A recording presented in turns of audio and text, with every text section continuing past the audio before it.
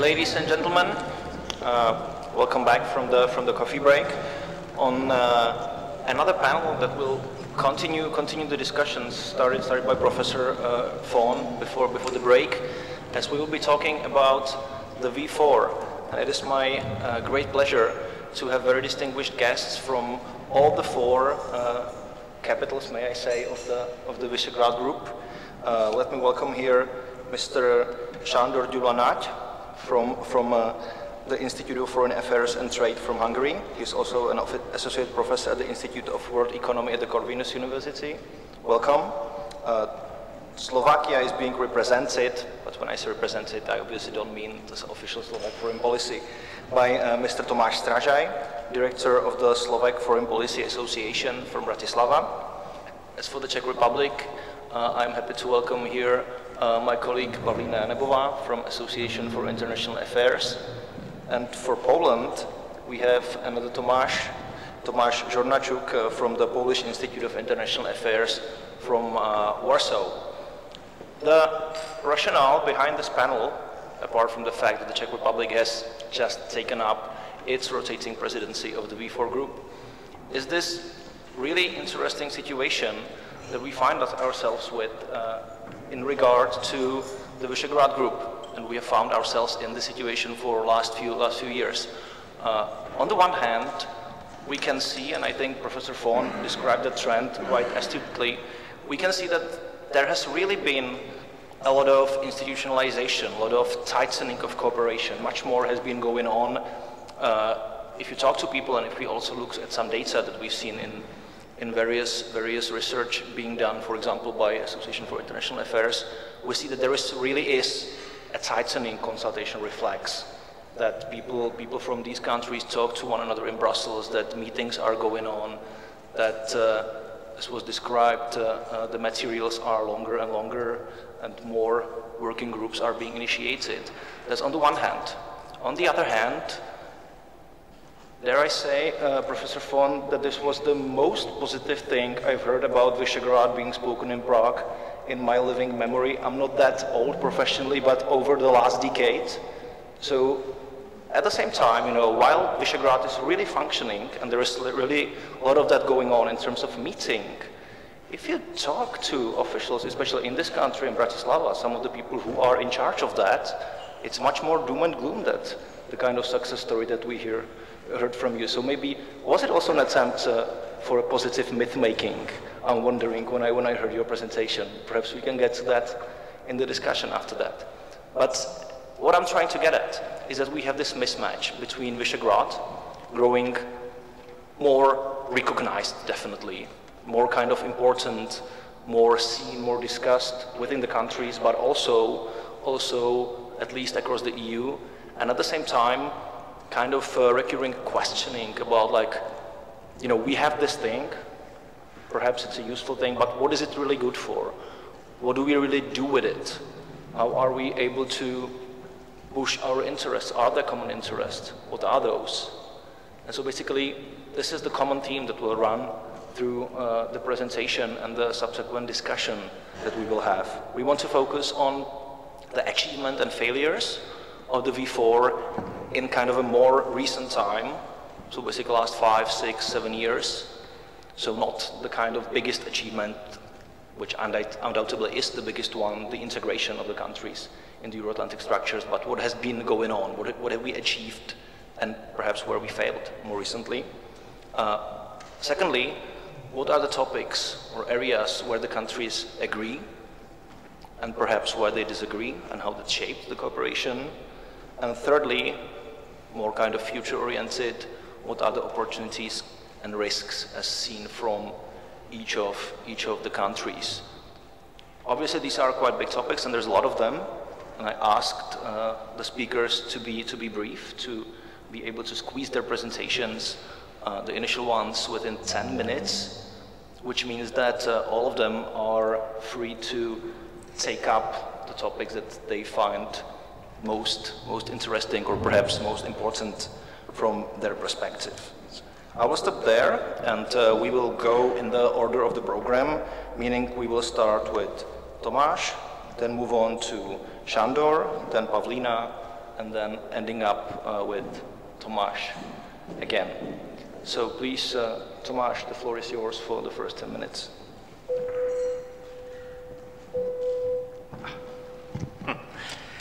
Hello, good morning. Thank you very much for the invitation. Yes, I have to start with thanking to Professor Von for his presentation. Yes, it's been very exhaustive. It's been optimistic, but to a certain extent also balanced, I would say. And it doesn't surprise me that much that the outside view on Visegrad is sometimes more optimistic than the inside one, because we, the insiders, know more about the developments, and we are aware of, you know, the political landscape in our countries and so on and so forth. But nevertheless, it was really, really great to hear the outside perspective on the V4.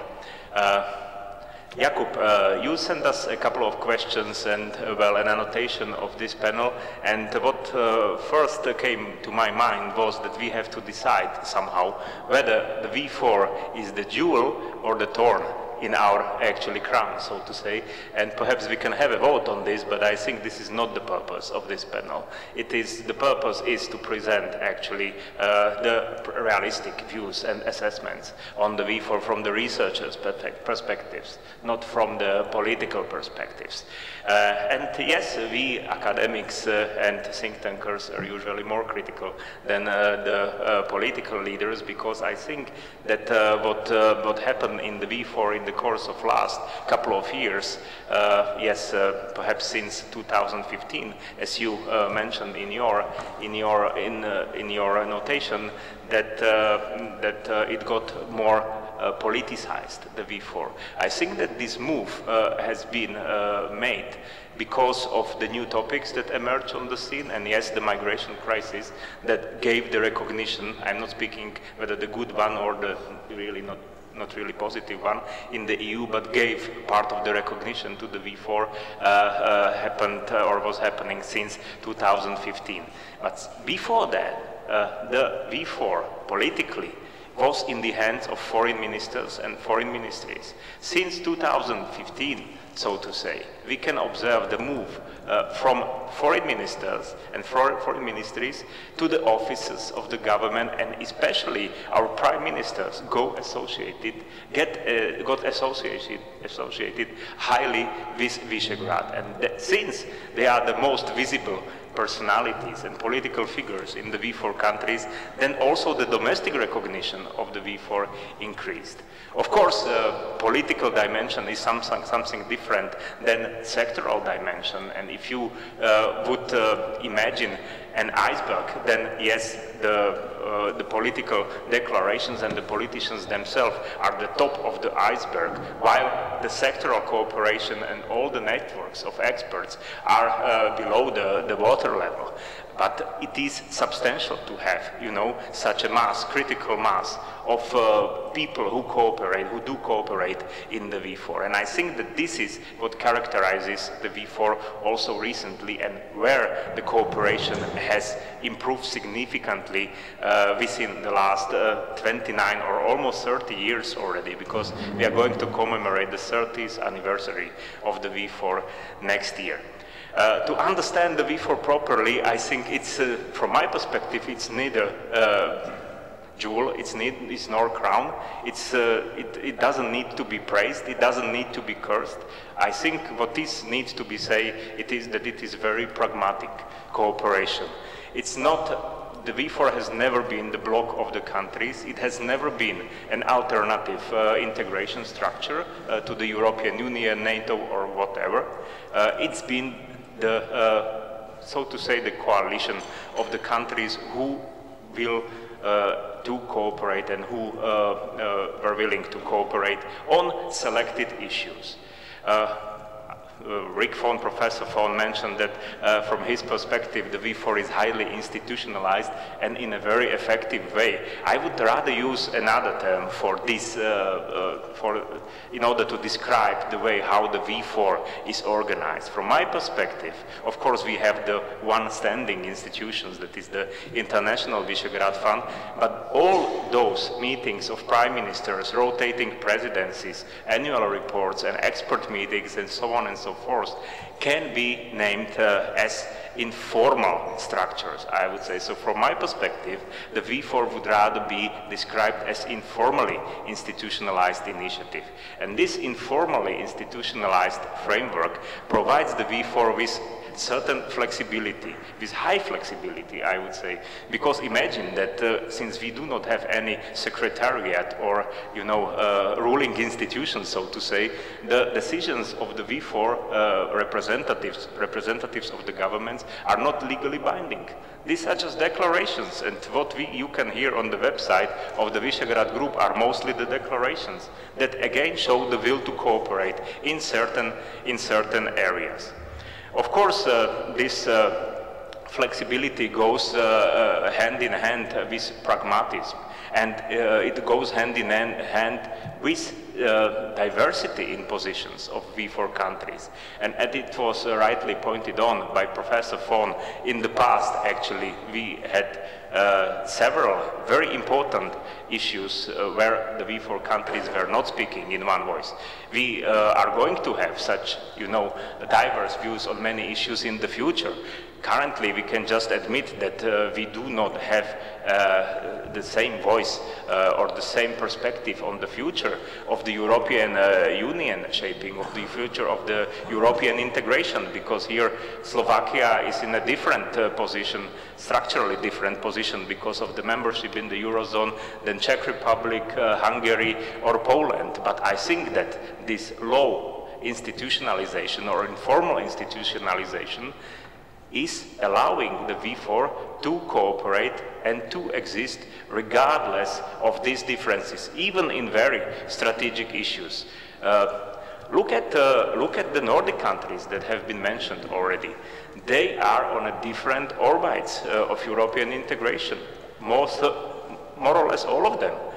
They are even more diverse than the V4 because Norway is not the part of the European Union. We do not have such a country in the V4. And no one is speculating about the future of the Nordic cooperation because they have different positions on the integration with the European Union. So I think that this can easily be overcome. And of course, it would be nice if all the V4 governments had the same, or the parties, the governing parties, would have the same ideological affiliation. But, well, it's not happening, it's just wishful thinking, you know, and perhaps it wouldn't be good if all the governments would be, you know, social democratic or I don't know what kind of ideology, perhaps liberal, I would add. It's not going to happen, of course. Just to remind you an example from Slovak-Hungarian relations, one of the most tense period was 2006, from 2006 to 2010, when social democratic parties were ruling both countries. So just to provide you an example, it's simply not the most important thing on the earth. I would say that, yes, we are informally institutionalized. We are working in the group of 4 and focusing on sectoral agenda, namely. And of course, there is no need to enlarge the group because we do have a mechanism for cooperation with the third parties. It's the V4 Plus instrument, and it can also include the groupings of the countries, like Benelux or Nordic countries, and so on and so forth. But why I'm saying that? Because there have been newly emerged initiatives, regional initiatives in the region. And I think that it would be a mistake to consider them as competitors to Visegrad. I think that it's good if there exist several instruments with similar aims. Like if we really need to develop north-south infrastructure in our region, be it energy infrastructure or transport infrastructure, physical things. We are still speaking about physical roads, railways, and so on and so forth. Let us have as many formats as possible in order to do that, in order to strengthen the idea, in order to make it real, because I think that this would be the best actually example we can give our citizens that yes, the interconnectivity in the region is working. Perhaps I will stop here and will be really happy to contribute to the debate afterwards. Thank you very much for your attention.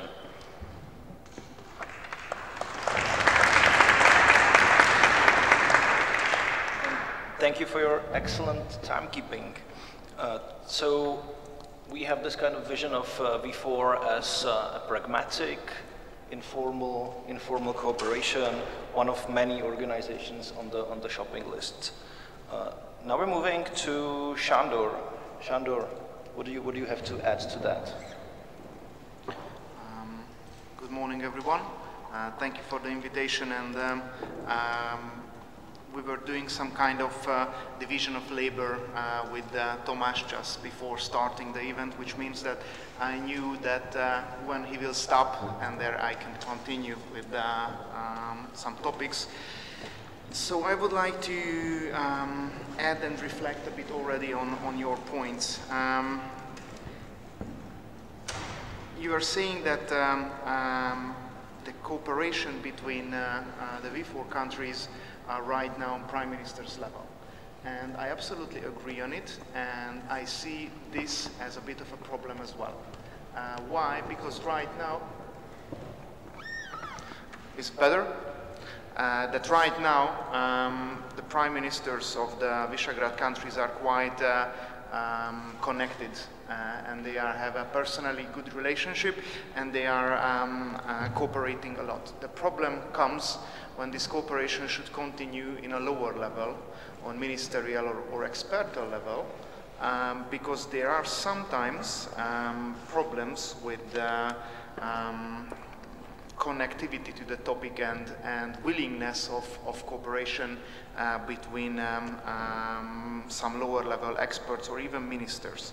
So I think without this commitment, the V4 will stick to the Prime Minister levels, which is not bad that we have this, but not enough.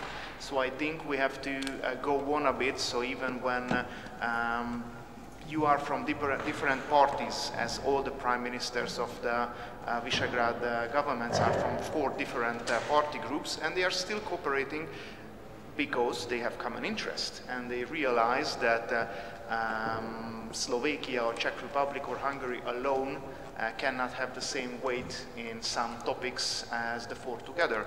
And this is what sometimes I think even bothers some Western European governments. I won't never forget Jacques Chirac, one famous quote when he said that the Central European governments just missed the beautiful opportunity to shut up. In one of the negotiations on the EU table. I mean, we are new members, but we are members, fully pledged members. So if we are having national interest and we are articulating it, why it is a problem? It's a problem because they are not accustomed to it, that we have an interest, and we are saying it and we are sticking to it, and we are doing it together with other non-old member countries. And obviously this bothers a lot of politicians. And sometimes it even seems to be inconvenient for some of the new member countries' ministers or politicians as well. I don't think that it's a bad thing that we have interest and that we are articulating it and we are fighting for a national interest. The way how we are doing it and how we are communicating it, that's another thing. So obviously there I see some room for improvement, let's say. My main topic which I would like to mention is sectoral dimensions and how in some sectors the cooperation of Visegrad made some achievements or could not achieve, unfortunately, their goals. So I would like to highlight some of these things, and of course if you have questions regarding this, then we can get into. One of the main points which I see that it's a common interest and we are pushing on it is a single market, the European single market. We are absolutely interested all four Visegrad countries. We had some very emblematic issues, for example, the double standard qualities of some products, that it was not the same in the western part of the EU as in the eastern part of the EU. And however some wants to say that it's not true, even the European Commission's report were saying that at least 20% of the cases what they were saying, they were at least misleading the labeling, and they had some kind of a different quality for under the misleading very similar labels. So it means that yes, we had a problem, so we realized it, we articulated it for all the four countries, and the European Commission was forced to do some step, at least an investigation and sending a report, which, shaming by naming, probably some of the companies realized that yes, probably we shouldn't sell different things under more or less the same label. Another point when we had not such much of success was the posted workers regulation. So when, for example, in a European market, a Hungarian company is sending people giving service in some Western or Southern European countries, this kind of regulation was not reflecting the wishes of most of the Central European countries. I wouldn't say it was a total failure, but we did not achieve what we originally wanted. There is another point which I would say there is, we lack cooperation and we could do more. It is research, development and innovation. All the four Visegrad countries are quite, how to say, exposed for industry and mostly car industry and machinery. We are giving more or less the same kind of value-added work in these sectors, and we need to do more. We need to increase the value added in these points. We need to have more research and development regarding these industries. And I see here more competition than cooperation. So I would say here is some possibility to do more lobbying and more common approach in this area. And in the future, I think in the multi-annual financial framework negotiations, we will have a lot of common points to cooperate, including the cohesion policy or other common regulations included to MFF. But I think I will skip this topic right now, and probably even my colleagues want to speak about it, or if there is any question, please feel free. Thank you. Thank you, Sándor. Straight away to Pavlína. Thank you. Good morning. First of all, I would like to thank the organizers for inviting me. It's a great privilege for me to speak in this building, on this forum, in this great hall. When I was preparing for today's contribution, I followed the structure that is stated in the program. So first, I'm going to speak about the biggest achievements and failures of the Visegrad Group since 2015. And I don't think it's very surprising if I say that the biggest, or what I consider, what I consider to be the biggest achievement of the V4 since 2015 is that it really gained visibility. But at the same time, we have to say that this achievement has a kind of a bittersweet taste, because really it wasn't a very positive visibility. And that brings me to the second point, which is the biggest failure. And on that, I would agree with Sándor and what he just mentioned, and that's that. Excuse me. That's that the V4 states failed to communicate their, I would say, legitimate interests in the European Union and on the European level in a manner that would really make them, that would strengthen their membership in the EU. I mean, in the discussion that started with the topic of migration, but later evolved in what's much more what's much deeper and a more serious debate about the future of Europe, the V4 states unfortunately proved to be rather uncooperative and very polarizing, and I don't think that helped to their image in the European Union, also for the future. I also agree with what has been said here already before, and that's that the false sense of unity of Visegrad 4, which perhaps was strengthened with the enhanced visibility in the media, is that the Visegrad 4 actually haven't been united in the last 30 years of their existence on every topic, and I guess that actually is one of the greatest benefits of the cooperation, that the states are able to choose which topic to put on the table and which topics to leave off the table, so that they could have constructive discussions on what they see as a potential positive result.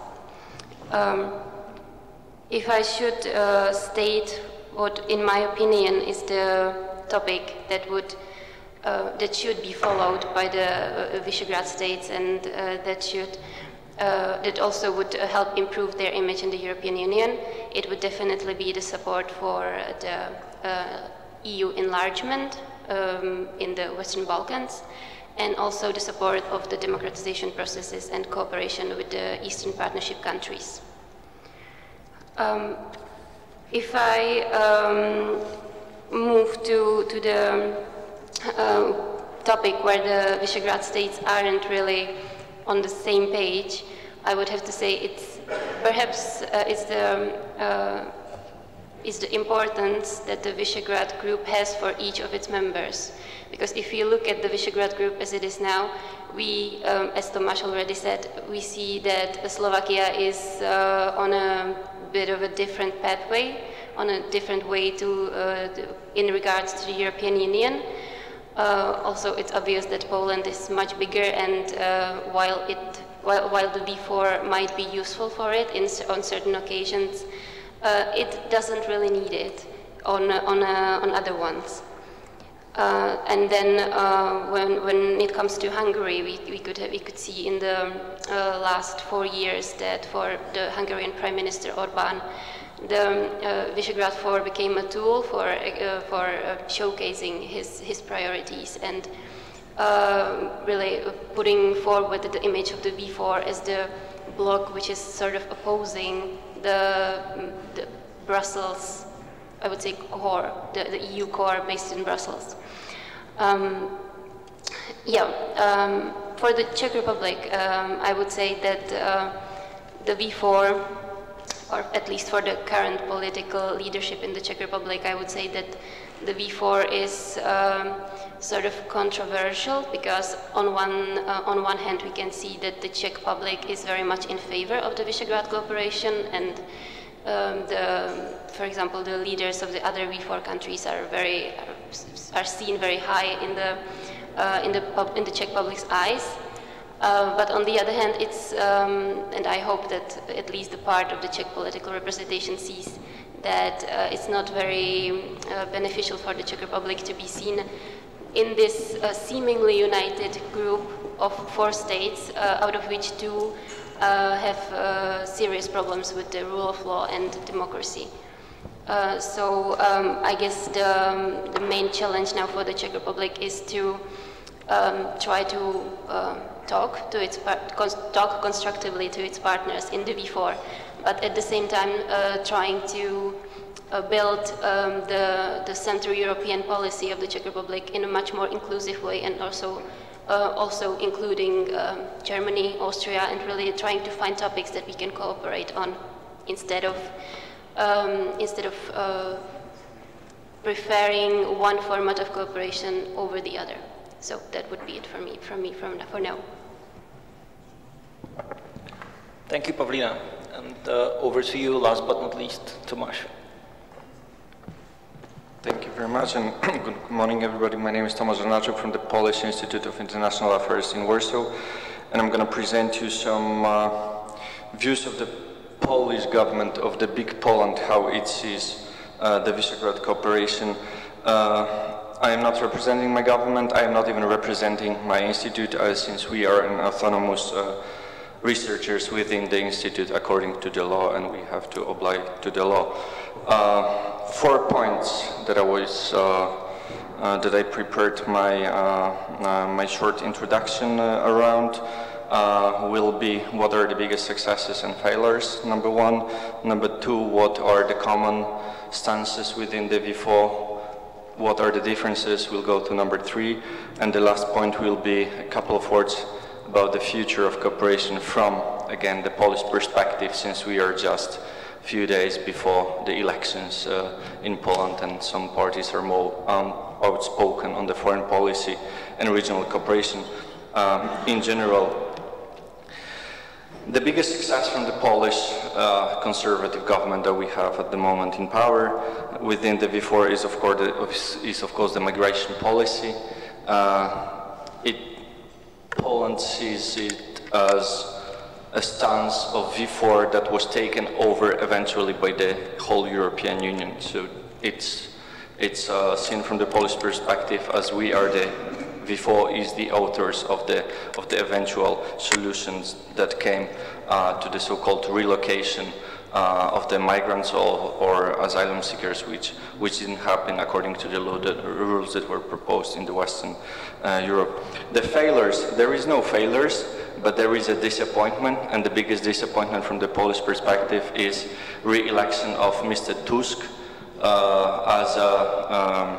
as a head of European Council, a former Prime Minister coming from the Visegrad country. It was a failure to the extent that Deputy Foreign Minister was called out on his visit to Hungary the second day after Mr. Tusk was re-elected with, as we all very well remember, 27-1. The second and the last that I would like to mention, big success, because my colleagues already mentioned few, is I think something that I cannot mention coming from a think tank community, and this is a Think Visegrad platform. For those of you, and I know you from different parties of the world, this is a platform that works for a couple of years now. It is an institutionalized, yet not officially again, an institutionalized channel of communication between 8 main think tanks in V4 countries and their governments, their ministries on foreign affairs. So there is analysis basically and consultations going on between the civil society or the think tank community and the government. We can talk later more about that, because I'm gonna give just a few points on it. Moving to number 2, of course, the common stances that we have. Cohesion policy undoubtedly is nowadays something that connects us. We all 4 have to still catch up with our friends from the West in terms of economic development. So that's why I think there will be no surprise that all V4 members will be in favor of very generous cohesion policy bucket in the multi-annual financial framework, including the common agriculture policy as well. From recent things, but Brexit I think is also something that unites in terms that we all want to make sure that Poles, Czechs, Slovaks and Hungarians working and living in the UK would be able to stay and work there. So this is basically like the common ground for the agreement. Migration policy still, I think, is something that unites us. This effective solidarity, a concept developed under the Slovak V4 presidency, that we would rather help on the spot than receive the migrants. How it works, you can judge it yourself, but this is basically the statement. I think something that also unites all 4 countries is the importance, and that's point number 2, the importance of the V4 itself as a main regional platform. Professor mentioned already before that there was many different ones, there are new coming, but I think there is, especially Poland, Hungary and Czech Republic is very outspoken on that. This is going to stay as a main platform for political consultations in the region. And last two things, enlargement was already mentioned. On declarative level, definitely something that unites us. If we look a bit deeper, there is some problems with Hungarian positions on that. I mean, questioning the institutions of the North Macedonia and helping illegally transporting its former prime minister through the borders, which in one word we can say smuggling a criminal to Budapest, is not really something that is the most favorable deed that you can do from the enlargement point of view. And the connections between North and South, I think all of us agree that this is something that has to be developed. Yet, a kind of test for that is how long it takes on the train from Budapest to Warsaw. When I was a student, it took 11.5 hours. Today, it takes 12 hours. I'm not telling you that to show that it even gets worse, because, you know, 30 minutes is not a big, but I'm just telling you that, you know, that I finished my university 12 years ago, yeah? So this is about where we are in infrastructure connections and so-called interconnectivity. What we are different in as far as the main policies are concerned, few points. Nord Stream 2, that's an obvious division. Climate policy, with Poland, Hungary, and Czech Republic, and Estonia blocking the will of gaining the climate neutrality by 2050. Then Eastern policy, position towards Russia. The Polish position is totally different than Czech, and even more than Slovakia and Hungary, who are openly supporting the Nord Stream 2, and Hungarian government cooperating on many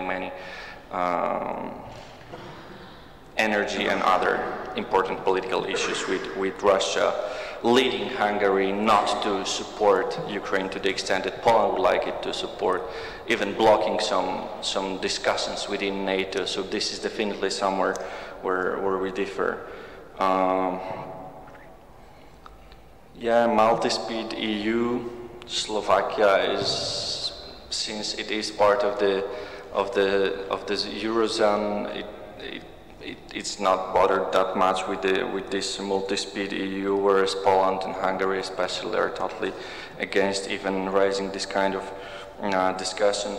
An interesting point comes when we think about the new Commission and the new institutions in general. Everybody pretty much seemed to be okay with Ursula von der Leyen as the head of the Commission, but I think the Polish and Hungarian governments may have some problems with Czech Commissioner Mrs. Věra Jourová, who will be the lady for the rule of law. She mentioned a couple of times that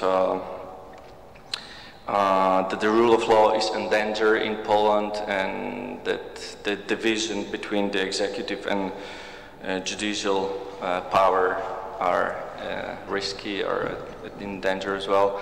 So the tricky thing is that if a commissioner from Holland says that, those governments can say it's Brussels. But if the commissioner from Czech Republic says that it might be a problem, pointing to that commissioner as Brussels.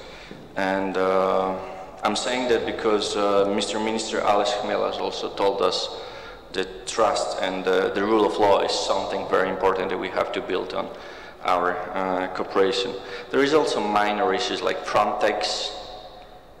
Poland wants to give more staff and money and competences for Frontex, having a seat in headquarters in Warsaw, whereas Czech Republic, for example, Mr. Babiš is totally against that. My last point, since I have 2 minutes left, is about the future. We are just in the eve of elections in Poland. The elections will be won by the ruling party, Law and Justice, with roughly 45%. This is what he got at the last European elections. This is what the polls show us at the moment. So that means that they will rule independently as a sole party. The future government. They are in principle for even strengthening the Central European cooperation within the V4, although they count on other initiatives that can be helpful here. Of course, 3C's initiative being the main one just after V4. But also Budapest 9, Europe of Carpats, the parliamentary summits of Central and Eastern Europe that gathers parliaments all from Kazakhstan to Sweden, over 30 countries within this Central and Eastern Europe framework, or Carpathian strategy. I'm mentioning the Carpats very often here because the Speaker of the Parliament comes from the Carpathian region in Poland, and this is where the parliaments are very active in. The main opposition party would like to strengthen and revive the Weimar Triangle, as it sees that through that instrument the Visegrad Group can get even more from cooperation with the Western Europe. I'll put a full stop here. If there is any more questions for any points that I just mentioned, please raise your hand and don't hesitate to ask. Thank you very much. Thank you very much indeed. Thank you very much for putting so much on the table, which I think is somewhat characteristic of how the V4 works, that there is so much being put by different people, and then, you know, it kind of works when there is an overlap, or does not when there is not. We have also, thank you for the timekeeping, which means that we have almost an hour for the discussion. With your permission, the first questions are going to come from me, and then we will move on to the questions of the audience. I have one question which is common for all 4 speakers, and then some directed to each of you based on your presentation or what I personally find interesting about the country where you're from and its position within the V4. The common question is, and Tomáš kind of touched upon that, is the position of the V4 in the new European Commission, which at least in Prague is read as a big success, to 2 vice president portfolios, to 1 very strong portfolio for Poland with agriculture, and a reasonably strong and very interesting portfolio for Hungary with enlargement. My first question is, if you would read it as a success from the perspective of both your country and V4, and second, which is, it is a success in my opinion, but we still have the European Parliament to confirm, and there are at least three commissioners or commissioners candidates from the V4 countries with possible rocky roads through confirmation. So do you expect any problems in the European Parliament? These are the common questions. And right now, a question for each. And I'm going to start in the order of appearance. So, Tomáš, I mean, you mentioned one thing that comes repeatedly in the debate, which is that Slovakia has a different European policy, which is obvious, for example, through its membership in the Eurozone and other things. One thing that you hear very often in Prague when you debate this issue, especially in closed fora, is a lot of people say, oh yeah, that's nice, but what does that mean beyond PR? What do they really do, you know, beyond saying, oh, we're actually very pro-European, but then, you know, when it comes to the hard things, you know, doesn't really seem much happening. That, I'm not necessarily saying that's my position, but that's what comes very often from the sort of Czech position. And if indeed Slovakia is about to take a really more actively European deepening or integration or even federalization path. You know, I read the platform of Progressive Slovakia for foreign policy, which was announced today or yesterday, written by some people you would know, my former colleague Michal Šimečka, by Vlado Bilčík and people like that. And one of their 3 principal points is actually, we want to distance ourselves from the V4 because we don't like this. We want to be core Europe. So do you see this? So to put it apart of the same question, is this also something beyond PR? So that's for you. For Sándor, a really interesting thing you mentioned is research and development, and I could not agree more, perhaps the same with infrastructure. My question though is this a V4 problem? Because the thing is, you know, first of all, in countries like the Czech Republic, you know, and I believe it's more or less the case for all the 4 countries, this is a problem of domestic policy. This is a problem that we do not invest, our governments, enough in education, research, development, innovation, all of these things. If you look at the numbers, compared in OECD, you know, we're not faring very well in there. So what is the added value of V4, especially in light of what you mentioned, that this can be actually a classical example of zero-sum cooperation? Why would, you know, the Czech Republic be interested in having a center of excellence in Budapest rather than in Munich or Dresden? And I'm sure we can put the same question from all the countries. So that's for you. For Pavlína. Pavlína, you were talking about a more kind of inclusive Central European policy of the Czech Republic, about reaching out to Germany and other partners and all of that. But doesn't this run into what is also very often mentioned in close or semi-close debates about V4 and Central Europe, which is the fact that if Czech Republic stands out in the V4, it stands out as the reactive member, as the passive member, the one that doesn't really know what it wants from that, the one that, you know, Slovakia will always come up as the kind of European member, you know, Hungary will come up as the member with the clearest vision, with, you know, the best, the most skilled prime minister and foreign minister being able to really drive the agenda, Poland obviously the big one and all of that. But does the Czech Republic really have any sort of strategy for its Central European policy within Visegrad and beyond? I mean, after all, if you read like the program of the Czech presidency, it basically says, oh, be reasonable, be constructive, you know, mitigate disputes, but it doesn't really say terribly much about what is, if anything, the kind of driving vision of Czech foreign policy for that, for this format. And I mean, I have myself issues seen through that. And last but not least, Tomáš, I have multiple questions, but I'm going to make it 2. First of all, you were talking about this effective solidarity and about how actually, you know, that there is people should judge for themselves how effective it has been. Can you give us your estimate? Because in this country, this has been a very kind of popular way of making an argument, oh, we can't, you know, we're not against solving and being solidary in terms of solving migration and problems like that. But if we look at the commitment of V4 countries on spending for development assistance, we are all far below our commitments. Our commitments are 0.33% GDP. The Czech Republic is something on 0.11 or 0.12. And correct me if I'm wrong, I don't think that any of the countries is doing significantly better than that. So has really anything been done apart from repeating this mantra, anything significant from repeating this mantra, we have to solve the problems where they come from, and has it been done on a V4 platform, and can it be done?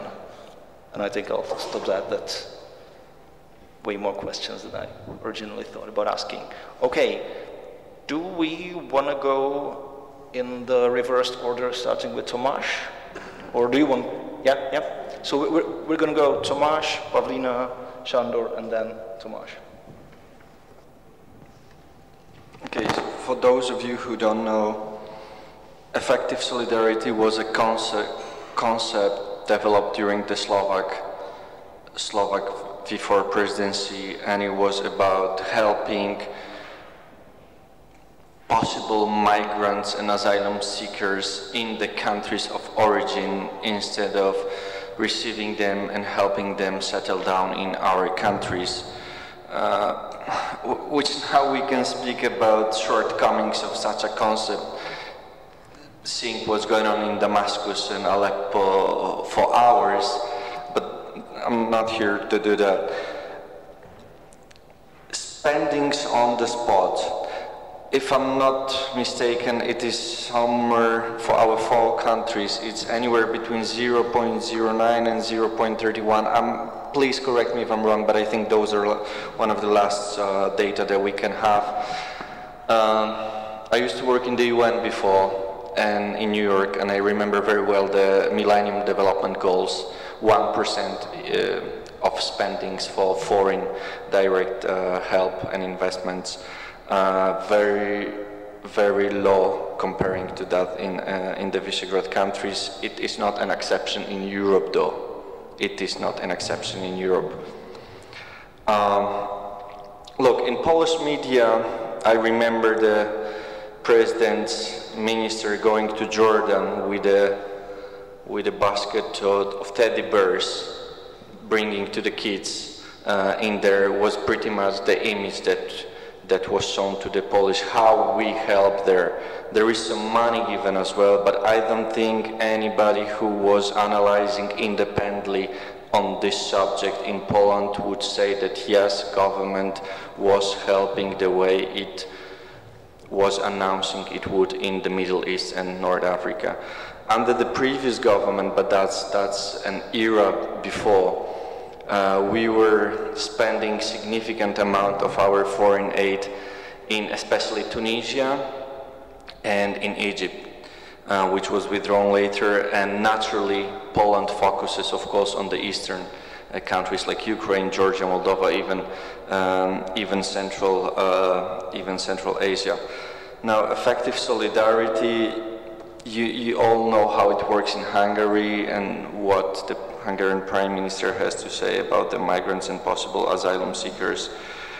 Someone mentioned that there was, I think it was Pavlina, that there was even a little bit lack of unity in details regarding the migration policy. Indeed, in 2017, for example, Slovakia received 16 migrants or asylum seekers from this so-called redistribution program, which was, of course, a symbolic thing, but it did. Now, if you look at how Poland is short on hands to work and how many permits for working in Poland the Polish government gives to Nepalese, Chinese, not name the other nations from Asia, you would be very, very much surprised. So, thank you. If I start with the common question, which was about the current portfolios in the European Commission for the V4 candidates and if they are or are not a success, I would say I would consider them a success given the failure of the not very successful attempts of the V4 countries to actually negotiate and to coordinate and to strive for the portfolios they regard important. So, if I speak about the Czech position, about the position for the vice president to be Věra Jourová, I think that it is a portfolio that has the potential, and Věra Jourová in the past proved that she is able to shape the agenda that she is given a responsibility for, and that she can bring results on the table. If I should guess what the result will be of the hearings in the European Parliament, I wouldn't be surprised if Věra Jourová had some problems, especially given the latest developments in the Czech Republic regarding the affairs of the Prime Minister Babiš. But I would also say that, for example, the Hungarian candidate probably won't have it easy in front of the European Parliament. So yeah, I guess it will be exciting to watch. As for the second question, which was about the Czech Republic that should find some more proactive way to shape the Central European politics, if I understood correctly. Yeah, the assumption, your assumption is right, but I don't think it's a problem of the just of the Czech Central European policy. It's the problem of the Czech foreign policy in general, that it's very reactive, that we don't come up with ideas, that we wait what's going to happen, and then perhaps we acknowledge that really something is going to happen, but more often we are hoping that if we ignore the developments long enough, they will just disappear. Yeah, so I'm sorry, but I don't think I have a question. I don't have an answer to that at this point. Thank you, Paulina. Sándor, please. Regarding the European Commission and the position of the V4, I happen to know Professor Strážay for more than 10 years.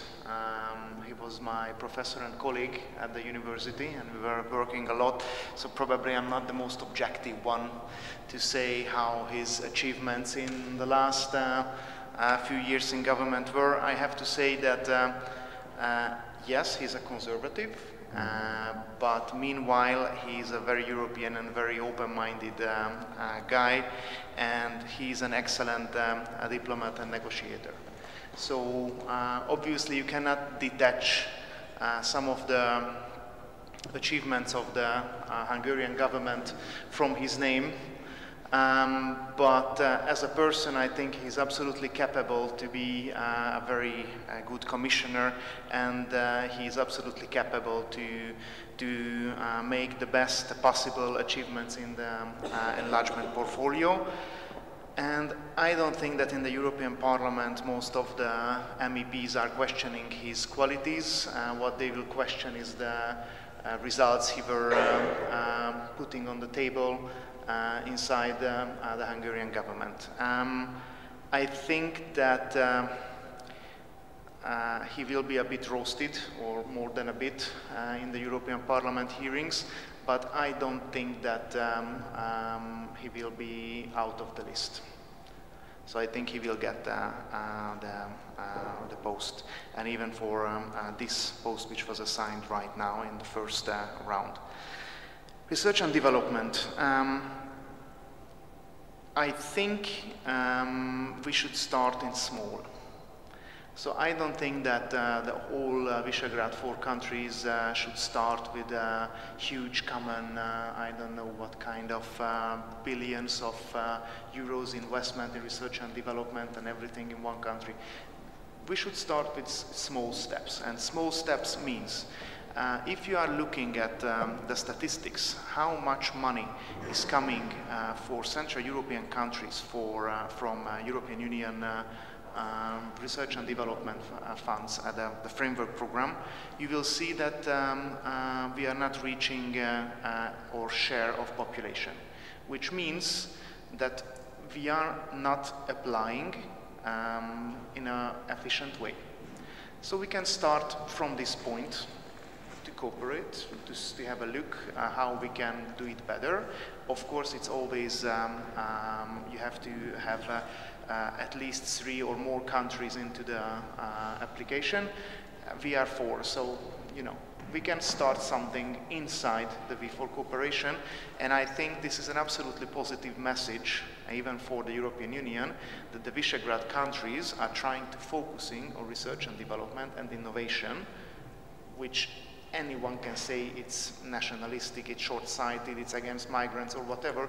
It's an absolutely possible thing, and we are trying to prepare ourselves for the future, which will be Industry 4.0 and digital economy and so on.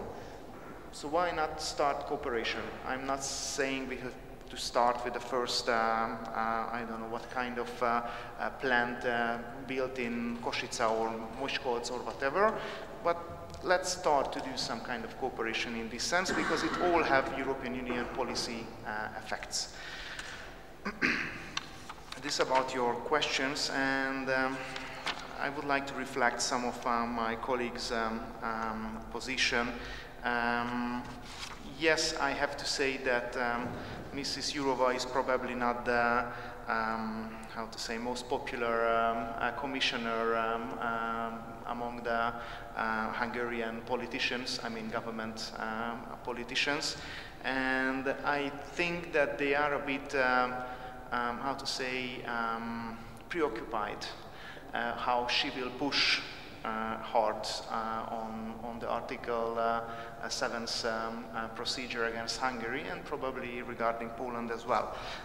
On climate issues, I have to say I see some kind of slight moves within the Hungarian government to take green topics more seriously.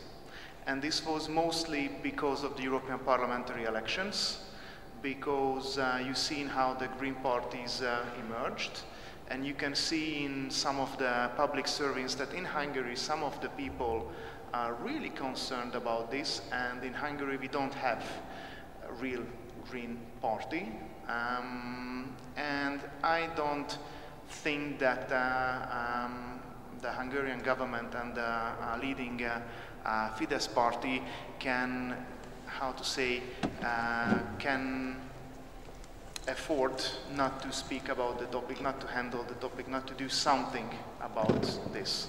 I have to mention, as Tomáš was mentioning, that you will have elections, and we will have elections as well, not a parliamentary one, but the municipality elections. But you have to say that most of the party fundings and the influence for a national election comes from municipalities, because normally it's built from below. So it absolutely does count how Fidesz and how other parties will gain or lose terrain in the municipal elections, which will come in 3 weeks' time. So you shouldn't expect anything new in the coming 3 weeks. After it, probably you will see some kind of policy shift, probably some easing on some of the policies within the Hungarian government. And I have to say that right now, even the membership of the European People's Party of Fidesz is within the Fidesz party, due to my knowledge, is doing that, okay, let's stick to the EPP and let's do everything to maintain within the European People's Party, which I think, how to say, will bring some kind of easing of policies and will give probably more chance even for Professor Tomáš to become the next Commissioner for Enlargement. I remember that after the non-election of the proposed candidate Franz Timmermans, there was a debate not only in the region but also in the EU, that the V4 was proved again to be the blocking coalition that didn't allow Timmermans to proceed to the post. But it turned out to be a false, actually, evaluation, because there were other countries included, not only the well-recognized suspects like Italy, but also Ireland and Latvia, for instance. So that simply shows that sometimes the V4 is given more power than it actually has, also in the EU. But actually, the support or non-support of our Prime Minister, who is of Social Democratic camp, to the Franz Timmermans candidacy, since he was sticking together with his counterparts from the V4, actually also perhaps contributed to the distribution of positions in the Commission. And well, since Slovakia officially says, and everybody says that yes, we are happy that we have a Vice President of the European Commission, Maroš Šefčovič, who is a well-known and experienced diplomat and commissioner still.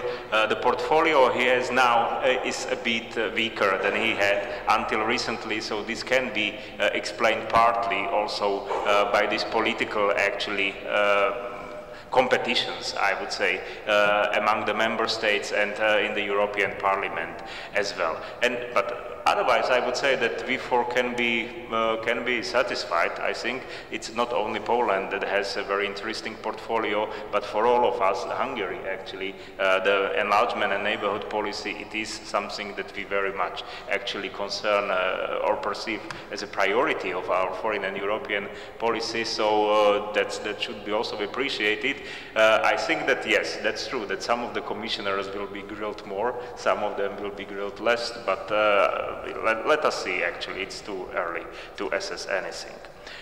Regarding Slovakia's pro-integration stance, definitely it has a declaratory level because we have declarations of the three most important political personalities in the country, president of the parliament and the prime minister, that yes, the further integration to the European Union is actually the way to go for Slovakia. But if you then look at the policies of particular coalition partners of today's government, then you would see that Slovak National Party, time to time, and its leader is more actually close in his views to Polish government or to the Hungarian government than to the Slovak one. But yes, there are some steps that show that Slovakia is serious in its pro-integrationist, I would say, approach. It's our different position regarding the climate policy, where we are more with the EU mainstream. We are for the banking union as well. We are the members of the Eurozone, which already distinguish ourselves from the rest of the group. But I would say, and I'm happy that that also the programs of political parties recognize that even the ones that are quite critical towards the V4, as the Progressive Slovakia and the Together Party you mentioned, do recognize the need for us to find the strategic balance between our aims in the EU and our goals in the EU, where we can cooperate with other partners. Of course, every and each V4 country can cooperate with any other partners as possible. That's the product of the informally institutionalized V4 we have, basically. But on the other hand, we recognize our interests in the region.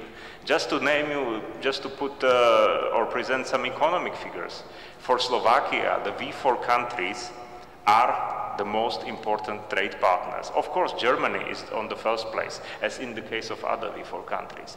But if we put our bilateral trade with Czech Republic, Poland and Hungary together, it's bigger than bilateral trade with Germany, which is the most important one. So it also shows that there are determinants why Slovakia cannot and shouldn't, I would add, just escape the region. It's not possible just because of the geographic position, but also for many other reasons. So the strategic balance, it is something that needs to be responded, and I think it's not only the case for Slovakia, but for other V4 countries to find the proper balance between their European policies and regional policies. And of course, domestic policy is playing a significant role there. Thank you, Tomáš. And this leaves us with almost a half an hour for discussion based on your questions. So I would like to ask anybody who may have a question to raise their hand, and then please introduce yourselves. And if you could direct or specify if you're directing the question to any particular speaker or the panel as a whole, that would be great too. So please, do we have any questions? Comments? Okay, I see Matt Brown, I see Rick Vaughan, and then we'll go on after these first two questions. So please, Matt. Thank you very much. I would get back to kind of a main big question about the V4 and the description of a V4 in more rosy pictures or as in more gloomy terms. And perhaps getting back to something that Professor Vaughan mentioned earlier here about the mechanism of coordination between the V4 countries. I would basically put a yes or no question, ask if you agree with that claim which I would make. My suggestion is that the strength of a V4 is in its ability to respond and react. And in identifying issues where the states do agree, but is to actually also know where not to cooperate. That is, to be able to know where it's fruitful to have a cooperation and where it's less fruitful to do so.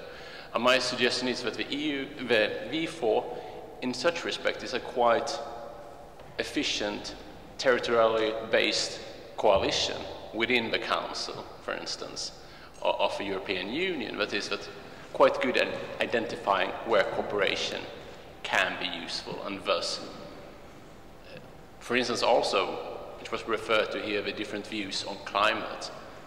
But in previous negotiations on climate issues, they have been quite good, the states, in identifying where, on which particular issues they actually can cooperate. Thank you. Okay, thank you very much for a very fascinating panel. And forgive me if I take a bit of time, having had time before. If I could just comment, if I was too optimistic, I do want to underline that I think the handling of the so-called migrant crisis was a success in blunt terms, in terms of achieving objectives, but from, as is often attributed here, an outsider perspective, I think this was a catastrophic move for the reputation of Visegrad. So I would like to dent any overarching sense of success, the success in fulfilling goals, but there's a very, very big question about the goals. But the question of the panel, if I may, and perhaps broadening the discussion slightly, I preface this by saying, as you doubtless know, the Polish ambassador to the UK 5 days ago wrote to 800,000 Poles residing in the UK and encouraging them to come back to Poland.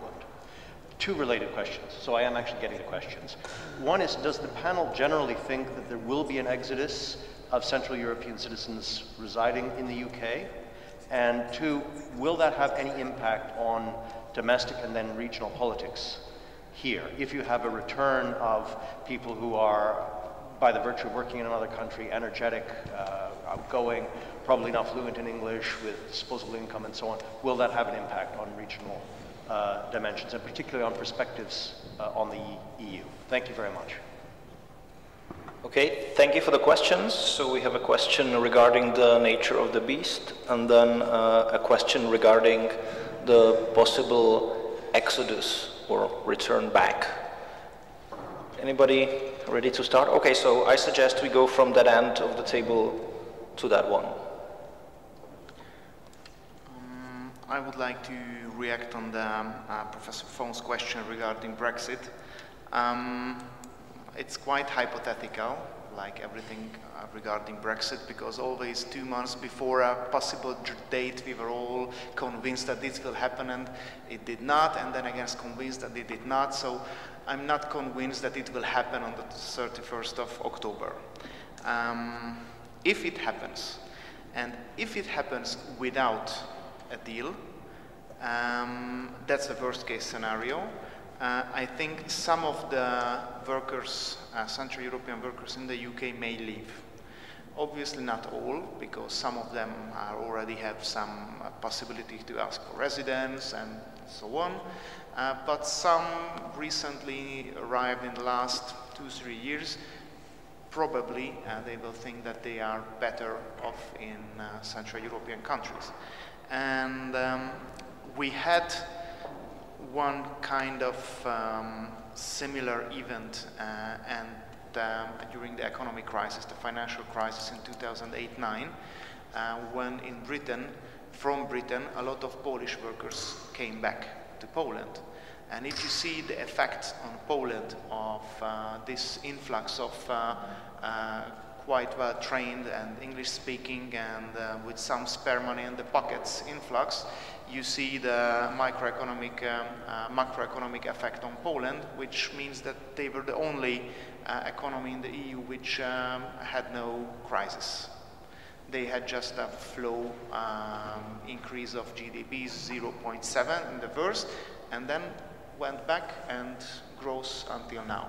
So I think if some of these people will come back to their original countries, I think it will be a positive effect. First, we have short of labor. and not just short of blue-collar labor, but even white-collar labor. So I think if these people are coming back with a certain already changed minds, I mean probably more entrepreneurial, more productive and so on, coming back to our countries, I think this will add to Hungarian, Slovakian, Czech and Polish economy. I don't expect all the hundreds of thousands of Hungarians coming back for Hungary, because most of them has already family, mixed family with British or other nationalities, so I don't think they will come back. And if some of them will decide to get out of United Kingdom, I'm not sure the first goal will be come back to the original country, but probably for Ireland, probably for Sweden, Norway, France, Germany, and if they don't find anything, they probably come back to Hungary or their original countries. To Matt's question, I would rather say that the V4 on the EU level can be described as a consultation mechanism than actually really block or based on geography or other characteristics. I think that it is good for each of the V4 countries to know the partner country's position before the summit actually takes place. And I think that it would be a mistake to give up this opportunity to share actually the positions. It doesn't mean that you always have to come up with the, with the united stance or so, but still I think that to have this opportunity to share the views before is also a good achievement, I would say. Regarding Brexit, I don't know about actually any exodus from the UK. I just think that in case of my government, Slovak government, the governmental policies so far haven't been so very much successful in order to retain back, those white collars, as you say, to Slovakia. But on the other hand, the last year was the first one, if I'm not mistaken, when the number of people working abroad was lower than the year before. So the trend changed also in Slovakia, which was considered to be a big exporter of labor force on different levels and to different countries because of the high unemployment. But it's changing. So about the consultation mechanism, to repeat what Tomáš said. I agree with Tomáš, and perhaps I would add that with the heightened visibility that the V4 got after 2015, came a sense of the unity, or the V4 is assumed to have a united position on everything, and I think that in the end can be hurtful for the V4 states, be it if they might be expected from people in the western parts of Europe or in Brussels to assume the same position towards different issues, and then perhaps they might even feel socialized or pressured into actually accepting the common position. I hope then that I'm making myself clear. It was just something that just came to my mind. And about the Brexit, I agree with what Sándor said, that those people in the UK who might be thinking about leaving the UK are well trained and English speaking, and probably very probably able to find jobs elsewhere. There was a reason for them leaving the countries in Central Europe in the first place, so I don't really see them coming back to the Czech Republic or Hungary or Slovakia or Poland.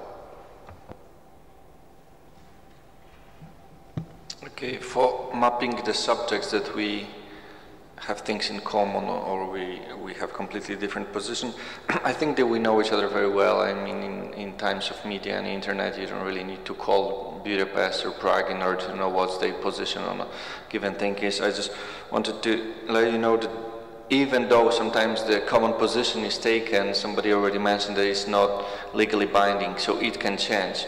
The recent example is, I think it was even on the highest level of president's declaration from Rzeszów, if I'm not mistaken, 2016, that all V4 countries are against the so-called Nord Stream 2.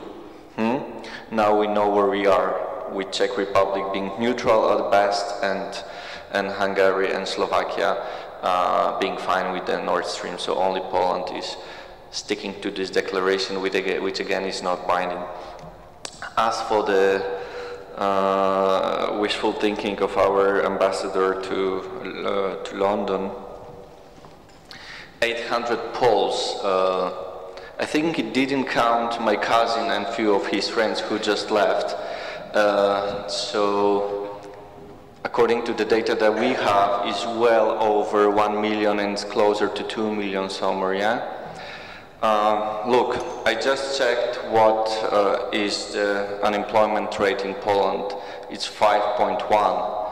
In winter months, it's 6, yeah? So it's anywhere between 5 and 6.